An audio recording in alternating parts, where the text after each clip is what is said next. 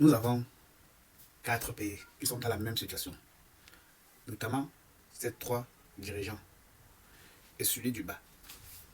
Ils ont une chose en commun, c'est l'attaque des terreaux sur les territoires, l'envahissement pour le pillage de leurs ressources minérales.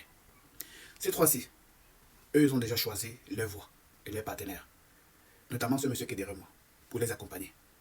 Ce n'est pas encore total, mais à 80%, c'est déjà fait. Le territoire est reconquis et les vies sont en train de reprendre. Ce monsieur-ci, qui est le président de la République démocratique du Congo, crie haut et fort chez son voisin à côté. Chez la communauté africaine, personne ne vient en aide. Il sort de l'Afrique et va à l'extérieur, à la communauté internationale, demande de l'aide, personne ne lui vient en aide. Comment comprendre que ces 3-ci, qui n'ont pas besoin d'aide, qui n'ont plus besoin d'aide autre que le partenaire C qu'ils ont choisi, pour les accompagner dans les luttes contre les terreaux sur les territoires.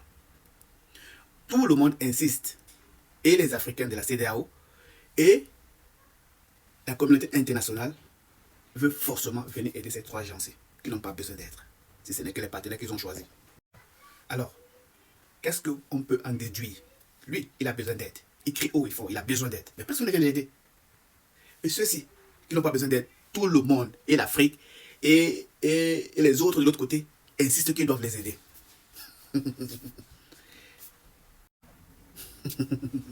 Ce monsieur-ci, quand il a compris que ses partenaires actuels jouent à double jeu, pour les naguer, il a préféré partir chez ce monsieur-ci, faire une poignée de main, faire des photos. On l'a mis sur le journal, là-bas au pays. Tout simplement pour faire énerver ses partenaires actuels qui jouent au double jeu avec lui. Parce que le matin, il faut savoir que le matin, en journée, le Congo est agressé. Il faut libérer le Congo. Stop à l'agression de pillage du Congo. Le soir, on donne des armes à Paul Kagame d'aller envahir le territoire congolais. Au lieu qu'ils prennent des vraies décisions, comme un homme. Comme son prédécesseur, Laurent Désiré Kabila, à son époque, il avait obtenu du Parlement une autorisation qui lui donnait l'autorisation d'aller chercher les partenaires, notamment la Russie, comme partenaire de défense. Mais il a été assassiné, ça n'a pas pu voir le jour.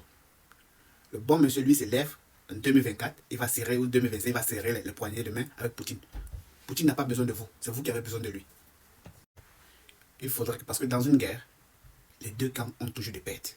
Mais s'il faudrait que les forces armées congolaises meurent, il faudrait qu'ils meurent avec dignité.